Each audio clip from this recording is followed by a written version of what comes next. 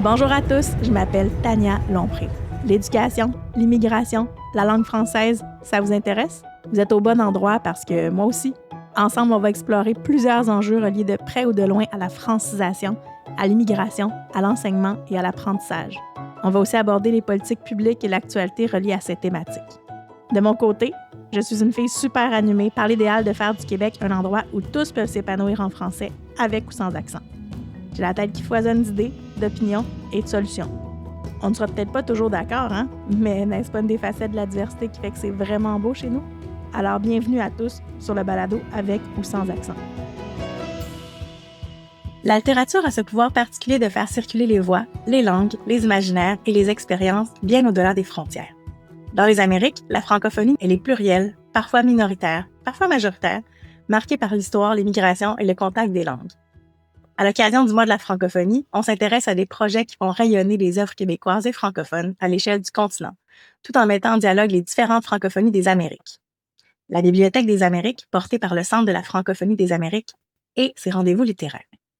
Ces initiatives permettent à des œuvres de voyager du Québec vers l'Acadie, des Antilles vers l'Amérique du Sud et jusque dans les classes d'apprenants du français langue première, langue seconde ou étrangère. Pour en parler, j'ai le plaisir d'accueillir 3 invités dans les regards se complètent particulièrement bien. Bienvenue, mesdames. Donc, merci d'être avec nous aujourd'hui.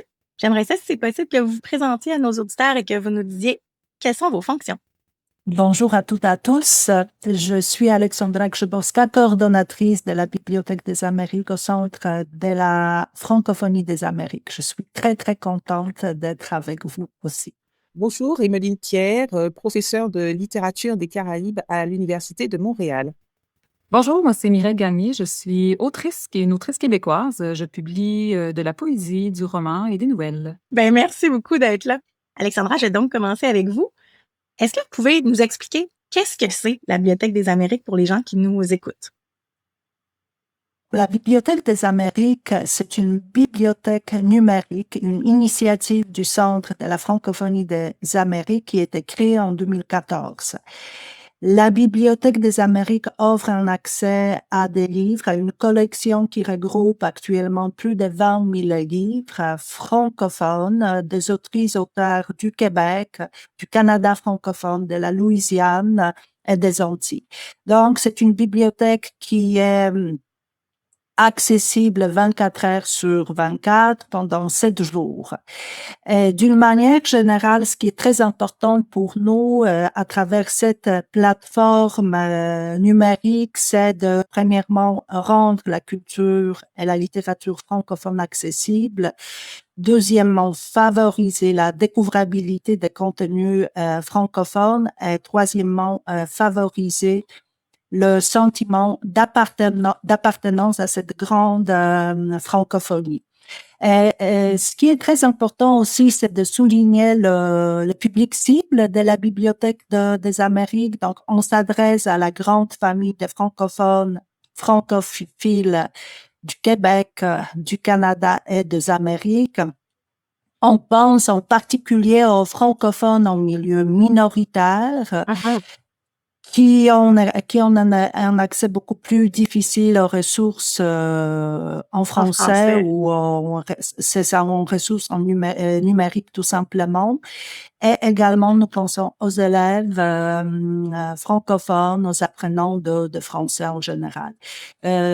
Pour compléter cette présentation de la bibliothèque, j'ajouterais que son parrain, c'est Dany Laferrière, écrivain d'origine haïtienne, mais actuellement le citoyen du monde. Lui, il souligne très souvent que la Bibliothèque des Amériques, c'est un espace qui permet de démocratiser l'accès au savoir. Pourquoi c'était important de créer une bibliothèque virtuelle qui était vraiment spécifiquement consacrée aux francophonies des Amériques? Créer cette bibliothèque numérique, c'était d'abord répondre à un enjeu de visibilité et de la mise en relation. C'est une francophonie qui est très riche, très diversifiée, mais très fragmentée et Mhm. peu visible, à vrai dire.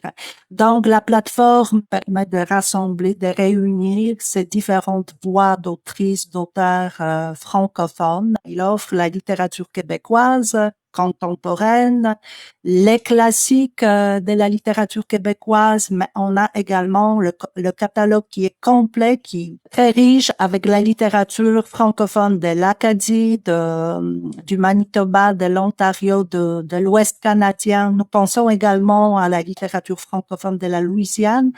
Mhm. Donc, Ouais. dans cette vision, ce qui nous importe également, c'est souligner quand même le format numérique qui reste essentiel. Il abolit les distances. Un lecteur qui se trouve au Mexique, au Brésil, comme à celui qui est à Yellowknife ou à Vancouver, de lire des œuvres de Mireille Gagné, Mhm. de Michel Jean, de Gabriel Roy, à peu près en même temps.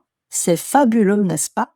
J'aimerais savoir, selon vous, c'est quoi le rôle que la littérature peut jouer entre les rapprochements des communautés francophones? Ben, pour ma part, bon, en tant que professeur qui enseigne aussi les littératures francophones, je crois que ça permet aux étudiants et aux étudiantes de se rendre compte finalement que leurs réalités ne sont pas différentes de celles qu'on peut voir ailleurs. Dans le contexte québécois qui est le mien, ils se rendent compte que lire des œuvres qui viennent des Antilles, de l'Acadie, ou de la Louisiane, en fait, permettent d'aborder des thématiques telles que la mémoire, l'identité, les héritages coloniaux qui ont une résonance particulière au Québec. Donc, je crois que c'est Mhm. vraiment une façon de mieux découvrir l'autre. Est-ce que, Mireille, vous avez quelque chose à nous dire aussi à ce niveau-là comme auteur? Ben, moi, ça m'a vraiment surprise. Je suis quelqu'un qui, au départ, lisait beaucoup de littérature québécoise. Ça m'a amené à ouvrir un peu davantage mes horizons et à lire davantage d'auteurs, d'autrices francophones des Amériques. Puis, tu sais, les rencontres avec les classes nous permettent vraiment de tisser des liens qu'on ne croyait pas possibles en fonction des différences culturelles. Puis, on se rend compte en bout de ligne qu'on vit les mêmes anxiétés, les mêmes joies, les mêmes peurs, les mêmes désirs. C'est vraiment la langue française qui permet d'avoir une discussion très ouverte autour de ces thématiques-là qui sont vraiment très universelles, mais surtout très enrichissantes. On se rend compte qu'il y a des projets qui sortent du numérique. Est-ce que vous pouvez nous expliquer, en fait, quels sont les projets qui existent en lien avec la bibliothèque et en lien avec les rencontres dont vous venez de nous parler? La Bibliothèque des Amériques, en effet, c'est un catalogue de plus de 20 000 livres, mais c'est également le programme, les activités de la médiation culturelle. Donc, nous offrons différentes ressources pédagogiques. Nous avons des sélections de livres audio. À part le numérique, nous avons aussi le compte audio, le livre audio, par exemple, qui est très, très populaire sur les différentes plateformes des livres audio. La Bibliothèque des Amériques, c'est fiches de lecture à voix haute. Et la Bibliothèque des Amériques, c'est aussi le programme ou l'activité plutôt de rendez-vous littéraire. Donc, le rendez-vous littéraire permet de rencontrer une autre francophonie. Donc, par exemple, Mireille Gagné, l'autrice du Québec, a eu l'occasion de discuter de son roman Le Lièvre d'Amérique avec les étudiants du Mexique, des États-Unis, n'est-ce pas? Donc, ce sont les rencontres entre différentes francophonies. C'est un programme qui est permanent, qui permet de choisir un texte littéraire disponible dans la Bibliothèque des Amériques et ensuite d'organiser une rencontre avec l'autrice ou l'auteur dans le cadre d'un cours pour discuter de l'œuvre qui était mise au programme. Mireille, en fait, vous êtes autrice, vous l'avez dit tantôt, vous avez fait voyager votre livre, là, Le Lièvre d'Amérique, partout, même dans certains territoires où les lièvres n'habitent pas, en fait. Oui. Et comment c'est, en fait, pour une autrice d'aller rencontrer des publics vraiment à des endroits où on ne s'attendait peut-être pas à être lu?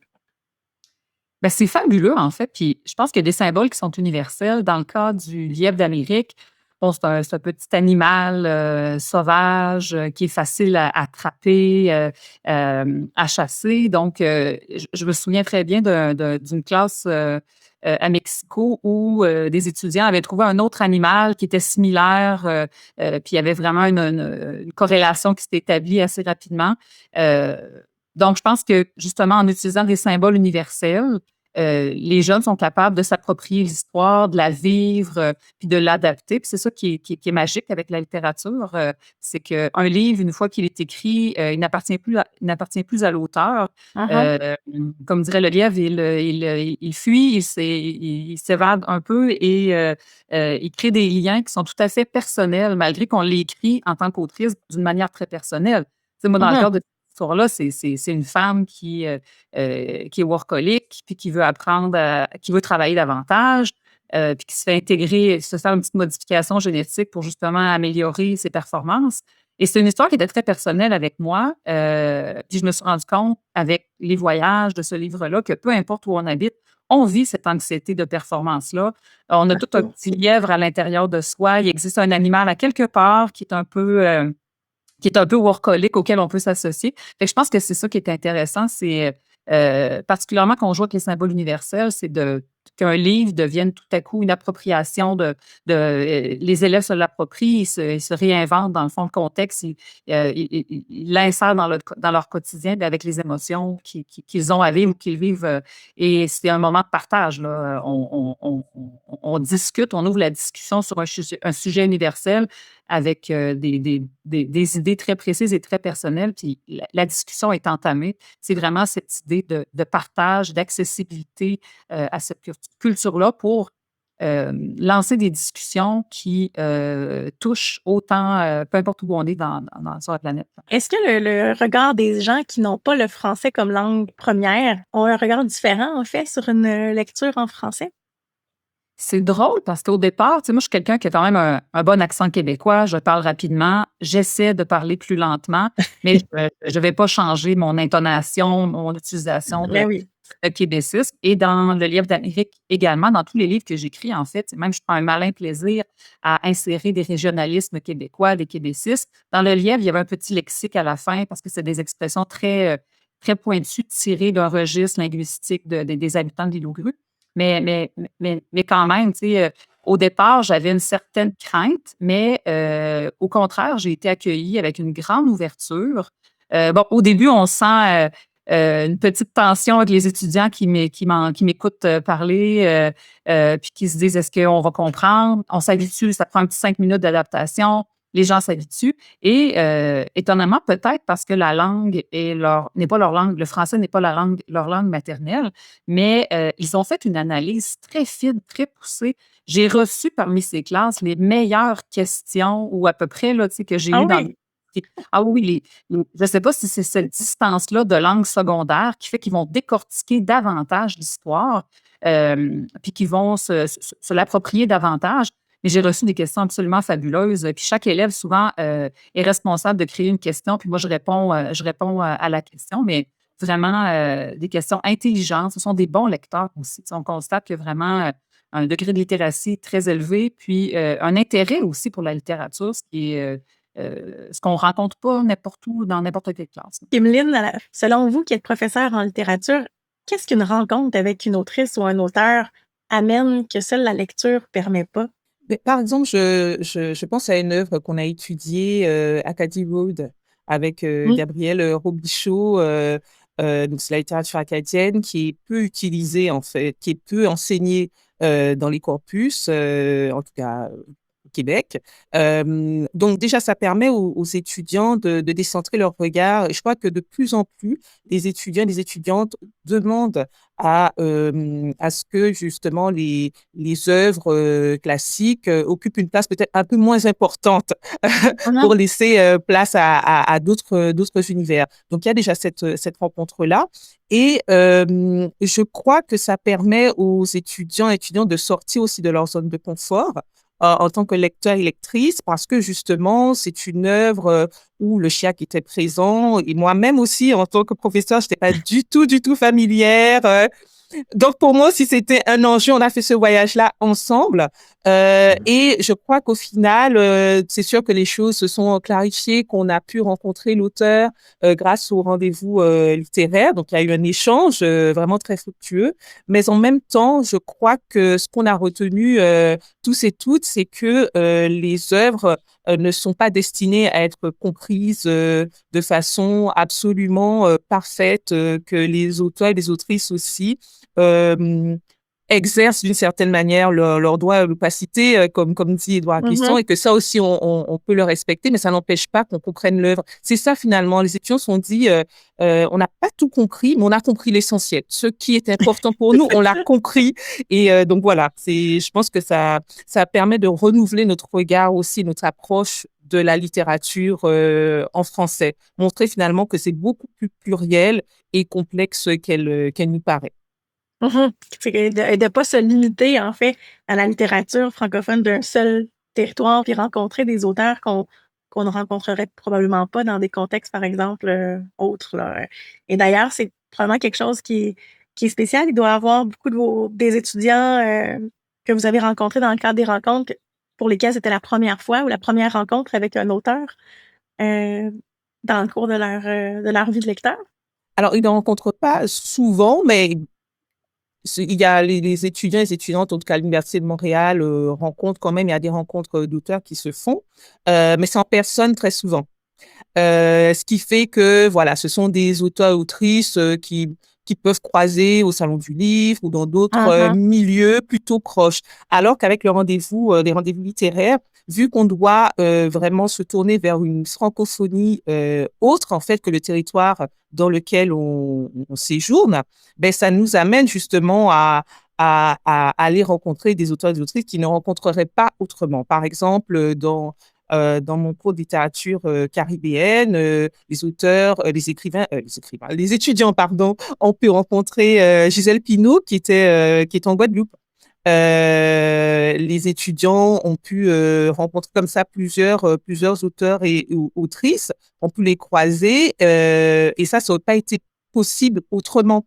Mhm. Donc, je pense que c'est ça et de prendre conscience aussi de ces territoires-là, de prendre conscience que au-delà des œuvres, il y a aussi d'autres réalités éditoriales. C'est ça aussi que je veux que les étudiants examine, c'est-à-dire que finalement, on est dans un contexte où il existe une espèce de hiérarchie littéraire, mais l'idée, c'est justement de la repenser, de revoir notre approche des textes en français et voir que voilà, c'est un ensemble beaucoup plus grand. Et je crois que les rendez-vous littéraires et la Bibliothèque des Amériques permettent cela.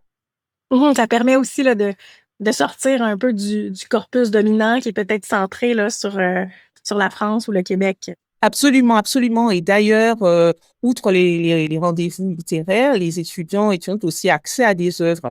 Par exemple, justement, je parlais de Manta Press de Gisèle Pineau. Ben, c'est une œuvre qui n'était plus du tout disponible, en fait. C'était épuisé. Et en contactant le Centre de la francophonie des Amériques, eh bien, on a pu trouver une solution pour avoir accès à cette œuvre-là en format numérique pour mon groupe d'étudiants. Et puis, il y a d'autres œuvres, hein, en fait, de la Guyane française, qui seraient plutôt difficiles à obtenir pour toutes sortes de raisons.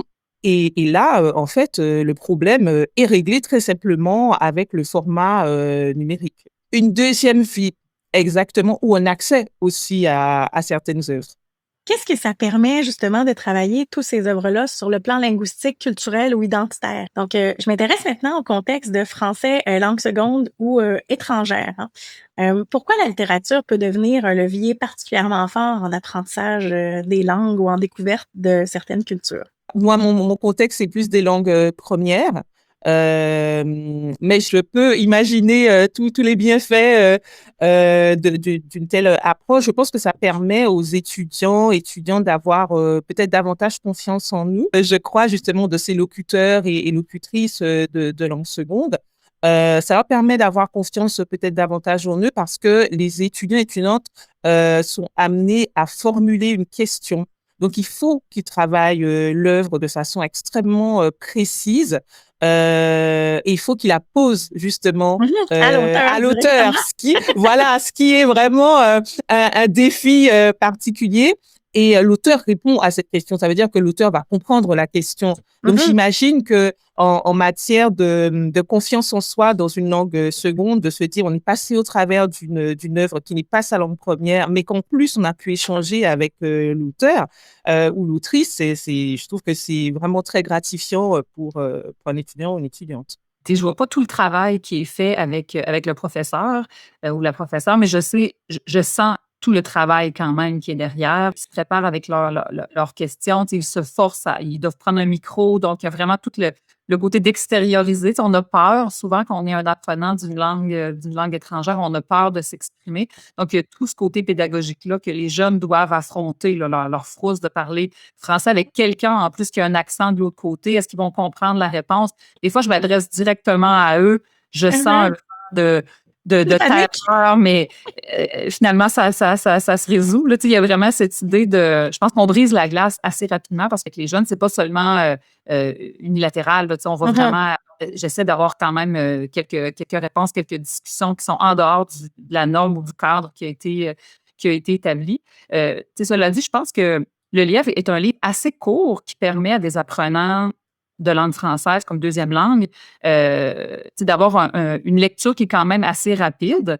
Par contre, il y a beaucoup de trous dans l'histoire. J'ai enlevé beaucoup de clés pour la compréhension, pour justement faire travailler le lecteur. Donc, c'est une œuvre qui peut sembler simple à prime abord, mais ça cause quand même une grande réflexion aux lecteurs qui doivent... qui sont, il y en a certains qui sont désemparés, mais autant au Québec qu'en France que justement au Mexique, quand j'avais été à Seattle, ils vont vraiment avoir les mêmes questionnements profonds là, de se dire mais pourquoi vous avez fait ça? Pourquoi vous avez enlevé cette information-là? Puis c'est ça qui est intéressant parce que ça m'amène aussi les questions à parler du processus littéraire, du processus de création aussi, parce que moi, dans ces entretiens-là, je suis très ouverte sur comment j'ai écrit mon livre, toutes les étapes qui ont mené à l'écriture du livre, toutes les recherches, toutes les erreurs que j'ai faites également, toutes les versions différentes du livre qui existent quelque part dans mon ordinateur. Donc, je partage tout ça, puis je pense que ça va, ça démocratise un peu cette idée du grand auteur qui ne dévoile pas d'informations. Très accessible. Je leur explique, même des fois, vers la fin, je leur donne des pistes pour des créatifs. S'ils veulent faire un pastiche, par exemple, du lièvre, comment faire, des petits exercices d'écriture par la suite. Donc, j'essaie d'ouvrir davantage puis démocratiser là, ce métier d'auteur. On est tout seul derrière notre ordinateur, mais on a eu beaucoup de réflexions seuls, mais c'est très intéressant aussi, puis c'est très enrichissant de les partager avec des lecteurs apprenants du français. La littérature est un levier vraiment important dans l'apprentissage de la langue. Ce que ça permet, la littérature dans l'enseignement du français, surtout la compétence interculturelle. Le développement, la découverte d'une autre culture de celle des apprenants, n'est-ce pas? Donc ça, c'est une compétence qui permet vraiment s'ouvrir à un autre monde, de découvrir de nouveaux horizons. Je me rappelle très bien un rendez-vous littéraire qui était préparé avec le groupe de New York qui a choisi le roman de David Goudreau. Je me rappelle encore, la prof me disait, mais Alexandra, comment est-ce qu'on va comprendre le français ou la langue de David Goudreau? Elle avait tout simplement peur que les étudiants vont pas comprendre tout le mot, tous les québécismes propres à la culture québécoise. Voilà, c'était une sorte d'hésitation de peur qui l'accompagnait, mais pendant la rencontre, la classe, comme la professeure, ont très bien compris que, à vrai dire, qu'il n'y a pas de frontières, qu'il y a les particularités des référents culturels propres à une culture, mais c'est pas un blocage. Donc, c'est un aspect. Deuxième aspect que je voulais souligner, c'est le travail pédagogique que les deux invités ont souligné également, le travail pédagogique qui s'est fait pendant la préparation d'un rendez-vous littéraire. Donc, c'est la lecture, l'analyse du texte littéraire. Ensuite, les approches sont vraiment différentes. Certains professeurs vont mettre l'accent plutôt sur le travail linguistique, d'autres sur les travaux de création ou de création de textes littéraires, de chansons, de slam. C'est vraiment comme la lecture du texte, c'est comme point de départ, n'est-ce pas, pour aller un peu plus loin dans le travail sur la langue et sur le texte qui était mis au programme. Donc, c'est ça. Ensuite, après le rendez-vous littéraire, il y a post-rencontre, échange également avec des auteurs. Donc, j'ose dire que la vie d'un rendez-vous littéraire est assez longue. Assez longue. Donc, ça ne limite pas seulement au moment de la lecture, mais là, vraiment une porte qui s'ouvre là, vers autre chose. Puis, justement, est-ce que vous croyez que les rencontres littéraires vont renforcer le sentiment de légitimité linguistique chez les gens qui participent à votre projet, autant chez les auteurs que les enseignants ou les professeurs qui vous reçoivent, que chez les lecteurs? Tu peux me lancer Oui. ou Alexandra, je ne sais pas si tu... Ce que je voulais dire, Emeline, vous avez déjà mentionné que les rendez-vous littéraires sont très motivants. Sont très motivants pour la classe, pour le groupe. Certaines personnes sont un peu plus stressées pour prendre le micro et surtout pour parler, si c'est la classe français langue étrangère, pour parler dans une langue qu'ils apprennent. C'est vraiment un défi pour eux de communiquer en français. Mais je voulais dire qu'avec le rendez-vous littéraire, il y a une magie qui s'opère, n'est-ce pas, Mireille? Il y a quelque chose pendant cette 1 heure et demie qui se passe à travers le caméra, à travers le numérique. Vraiment, on a une excellente connexion. Et ce qui ressort de ces rencontres, ce que les élèves confirment leur capacité à communiquer, à parler en français en direct avec un natif. Mhm. Donc, pour eux, c'est vraiment une grande victoire de se prouver qu'ils sont capables et que ça apporte énormément dans le développement de compétences langagières. C'est bien parce que les projets que vous faites, en fait, permettent aux gens non seulement de découvrir une œuvre, découvrir un auteur, découvrir la culture, découvrir des particularités de la langue, mais ça se fait aussi en mobilisant toutes les compétences. Donc, ils vont lire, ils vont parler, ils vont comprendre, puis on va même pousser parfois les exercices jusqu'à la création littéraire. Donc, on voit vraiment toutes les compétences de la langue, en fait, avec ce projet-là, donc qui est multidisciplinaire, dans le fond, quand on y pense, là, autant pour lire que rencontrer, que vivre, en fait, de la découverte culturelle. Donc, c'est vraiment des beaux projets. Puis, j'ai envie de vous demander à toutes les trois, là, selon vous, la littérature, ça apporte quoi à l'apprentissage d'une langue ou à la bonification d'une langue ou encore à la réflexion qu'on a sur notre langue, qu'elle soit première ou seconde ou tierce? Mais je pense déjà que les étudiants et étudiantes se rendent compte de la pluralité en fait de la langue française. Je crois que c'est vraiment cela en fait, pluralité qui donne accès d'une langue qui donne accès à une pluralité de vécus, Mhm. d'expériences. Je pense à une œuvre comme Ce Libou magnifique de Patrick Chamoiseau, où justement on voit qu'il y a une, une proximité avec la langue créole, que ces langues-là elles s'amalgament et que en même temps, ce n'est pas du tout un frein à la compréhension, comme Alexandra Mhm. l'a souligné tout à l'heure. Donc, je crois que ça permet une fois de plus la rencontre avec l'autre. Et au-delà de la langue, il y a une rencontre aussi et avec la culture de l'autre. J'ai l'impression que ça peut développer plus d'empathie. OK. Je pense notamment, bon, par exemple, cette année, euh, s- on marque les 40 ans de la chute du régime des Duvalier. C'est un régime sanguinaire qui a duré 29 ans en Mhm. Haïti. Et à ce titre, donc, j'ai invité les étudiants et étudiantes à lire le roman de Marie Vieux-Chauvet, Amour, colère, folie, qui a été censuré pendant de nombreuses années. Et en fait, ça a été une façon pour eux de réfléchir à la présence de la diaspora haïtienne à Montréal, par exemple. Vous voyez? Donc, ça ouvre d'autres portes au-delà de la littérature, et je crois que ça fait de nous, en fait, ça peut faire de nous de meilleurs citoyens et citoyens qui sont à l'écoute de l'autre.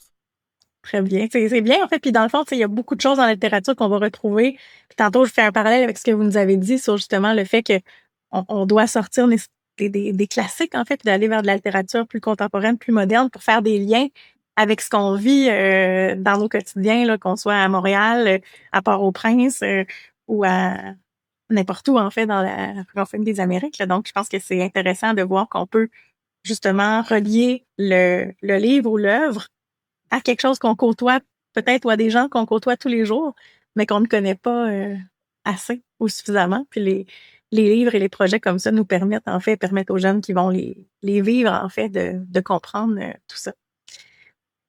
Y aller vraiment en tant qu'autrice, mais c'est comme si ça éclate vraiment les frontières, là. Tu sais, de mon côté, d'avoir une compréhension puis une visibilité dans des pays, tu sais, j'ai pas été traduit en espagnol. Le livre n'a pas été traduit non plus en anglais. J'ai un autre livre, Frappabar, qui est traduit en anglais, mais tu sais, ça ouvre des portes avec des apprenants du français qui sont assez exceptionnels. Puis c'est parmi, je pense, là, les rencontres les plus enrichissantes que j'ai vécues. Parce que, puis même en tant qu'écrivaine, par après, tu sais, l'utilisation justement de ces symboles-là, plus universels, tu sais, on y pense. On se dit, OK, tu sais, je vais peut-être travailler mon écriture différemment, mais tu sais, moi, jamais je vais essayer d'unifier mon écriture. Là, je suis vraiment une fille très colorée comme je le disais un petit peu plus tôt, là, avec l'utilisation de journalisme. Là. Mais il y a quelque chose qui nous fait appartenir à une grande famille de la francophonie. Puis, comme disait Emeline, même avec le chiac, tu sais, même au Québec, des fois, il y a des expressions en chiac qu'on ne comprend pas, mais je trouve ça absolument enrichissant. Tu sais, moi, j'ai vraiment une, une appréciation en ce moment. Là, j'ai vraiment je découvre beaucoup de chansons francophones avec du chiac, puis j'adore ça. Puis, je trouve cette créativité linguistique tellement enrichissante comme autrice.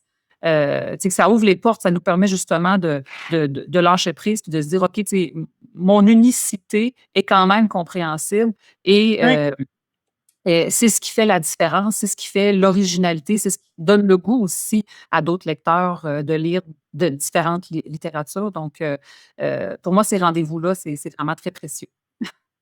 Si par exemple, nous, on écoute ça, puis là, évidemment, comme enseignant, comme professeur, tout ça, on a envie de vivre ce genre de projet-là avec vous, de recevoir un auteur, de travailler sur un projet de livre. Comment on fait?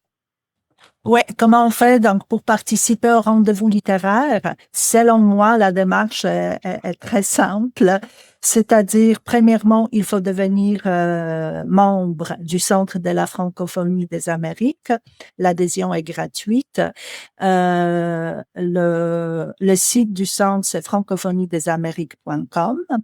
Donc, sur le site, nous avons la présentation de l'offre des activités de rendez-vous littéraire, c'est-à-dire l'enseignante peut découvrir les autrices, les auteurs qui font partie des rendez-vous littéraires. Nous avons habituellement une vingtaine, entre 20 et 25 autrices et auteurs qui se sont engagés à travailler avec le Centre de la francophonie des Amériques et collaborer directement avec le professeur de français du continent américain. Dans cette offre, ce qui est formidable, c'est que nous avons premièrement le livre qui aborde différentes thématiques actuelles, universelles, mais également thématiques ancrées dans les réalités représentées par ces littératures francophones. Donc, nous avons le thème par exemple, du territoire, le thème de la famille, le thème du réchauffement climatique, donc la thématique très, très actuelle. Et voilà, donc déjà l'offre des thèmes super intéressants. Et surtout, les livres sont présentés selon le niveau de français. Donc, l'enseignant se repère très, très rapidement peut choisir le texte littéraire qui correspond au niveau de son groupe. Donc, on a le texte s'adressant même aux débutants, mais surtout au niveau intermédiaire en allant jusqu'au niveau avancé. Donc voilà, le choix du texte. Et ensuite, l'enseignant s'inscrit au rendez-vous littéraire en complétant un formulaire. Et ensuite, on fait une rencontre préparatoire et le plaisir du travail sur les textes commence. Ce qui est également très avantageux dans ce programme, c'est que le Centre de la francophonie des Amériques offre plusieurs exemplaires du livre choisi. Donc, si les classes comptent 25 personnes, nous, on va créer les comptes classes avec 25 exemplaires du roman qui est disponible à ces groupes. Donc, fini des copies, fini l'achat des livres, l'accès est gratuit et disponible entre 3 et 6 semaines pour l'étude. Voilà. Et la dernière étape, je pense la plus excitante, la plus excitante, c'est la rencontre en ligne qui s'est faite en ligne entre la classe, l'autrice, l'auteur. Rencontre d'habitude qui dure entre 1 heure et demie.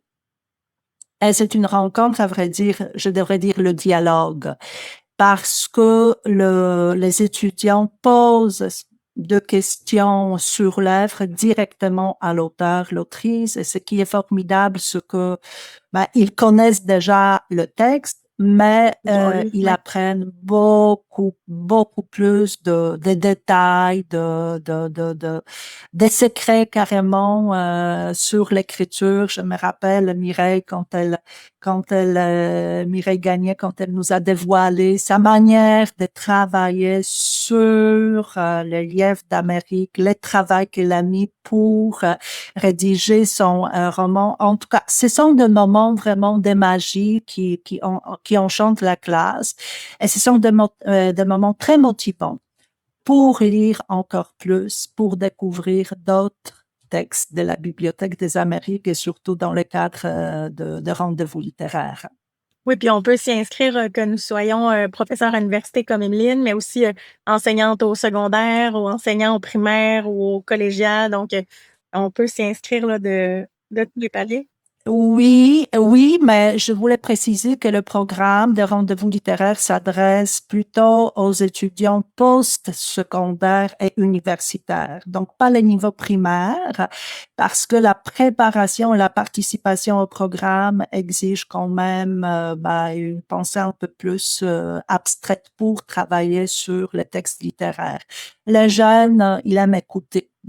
Mais le dialogue, je dirais que c'est pas encore leur force. Le jeune, c'est-à-dire les enfants, n'est-ce pas? Mais à partir de 15, à partir de 17 ans, secondaire, collégial, voilà.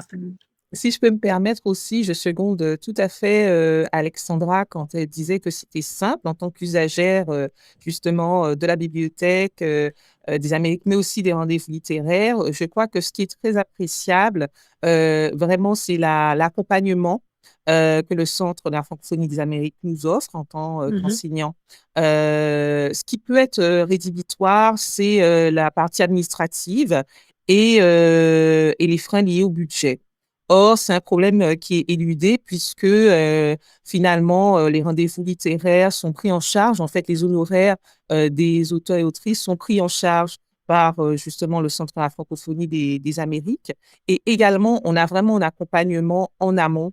Donc, tous les aspects logistiques, que ce soit même créer le lien virtuel, ce genre de choses, c'est pris en charge vraiment par le centre. Et ce qui fait que nous, en tant qu'enseignants, on se consacre vraiment pleinement à la préparation de la rencontre et à la rencontre. Donc, voilà. C'est un projet clé en main, en fait. Clé en main, voilà, c'est ça. Et puis, c'est un projet aussi qui est basé sur une collaboration aussi.